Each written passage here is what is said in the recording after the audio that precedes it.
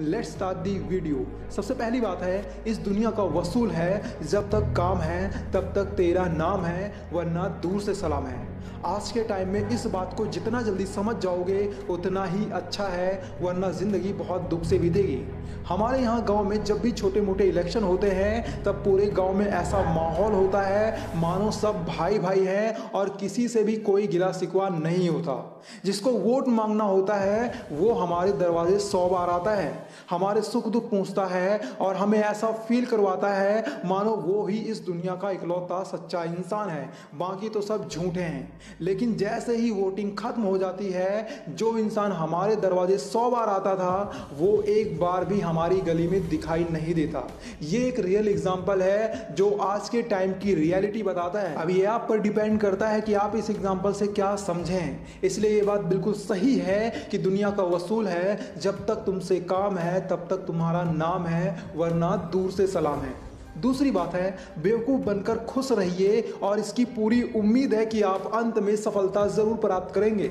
हमारे यहाँ गांव में कुछ लोग अपने आप को बहुत ज़्यादा ज्ञानी मानते हैं। उन्हें लगता है बस हम ही सबसे ज़्यादा टैलेंटेड और इंटेलिजेंट हैं, बाकी तो सब मूर्ख हैं। पर असल में वो ना तो इंटेलिजेंट होते हैं और ना ही उन्हें ABCD का कोई ज्ञान होता है। अगर आपके यहाँ भी ऐसे लोग हैं तो ऐसे में आपको खुद को समझदार साबित करने की कोशिश नहीं करनी चाहिए, बल्कि चुपचाप मूर्खों की तरह बैठकर तमाशा देखना चाहिए और ये सीखना चाहिए कि वो इंसान खुद को सही साबित करने के लिए कौन कौन से पैतरे यूज़ करता है। क्योंकि हर इंसान में कुछ ना कुछ खास ज़रूर होता है, बस आपको उस खास बात को चुपचाप सीखना चाहिए और वहाँ से चुपचाप निकल लेना चाहिए। क्योंकि जितना टाइम आप खुद को इंटेलिजेंट साबित करने में खर्च करोगे उतने टाइम में आप खुद को कामयाब बनाने के लिए एक कदम आगे बढ़ चुके होंगे। तीसरी बात है, 2 बातों की गिनती करना छोड़ दो, खुद का दुख और दूसरों का सुख, जिंदगी आसान हो जाएगी। सबसे पहले बात करते हैं दूसरों के सुख को देखकर दुखी होने वालों की।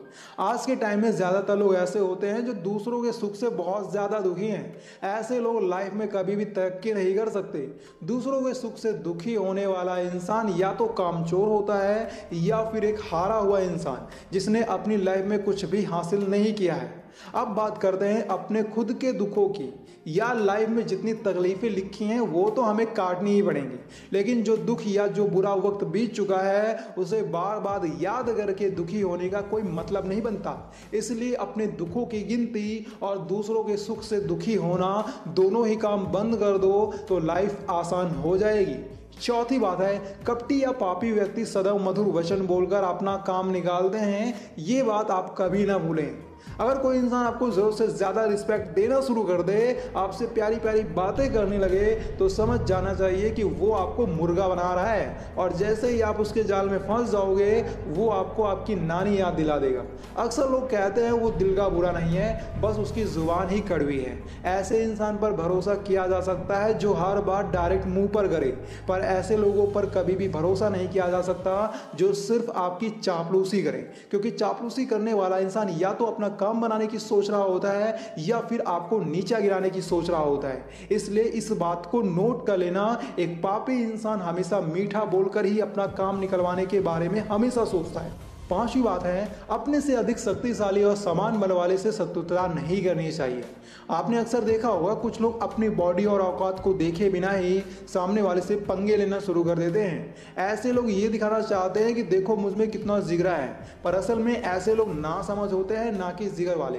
कभी कभी हालात ही ऐसे हो जाते हैं कि हमें सामने वाले को उल्टा सीधा बोलना पड़ जाता है। लेकिन अगर सामने वाला आपसे ज़्यादा पावरफुल है, आपसे ज़्यादा पैसे वाला है, तो जहाँ तक हो सके उससे दोस्ती करने के बारे में ही सोचे, ना कि उससे बैर करने के बारे में। भले ही वो इंसान अच्छा ना हो, फिर भी आपको उससे उलझना नहीं है। पर सीधे साधे लोग इस चीज़ को नहीं समझते। उन्हें लगता है हम किसी के बाप का खा रहे हैं क्या जो हम किसी से डरे।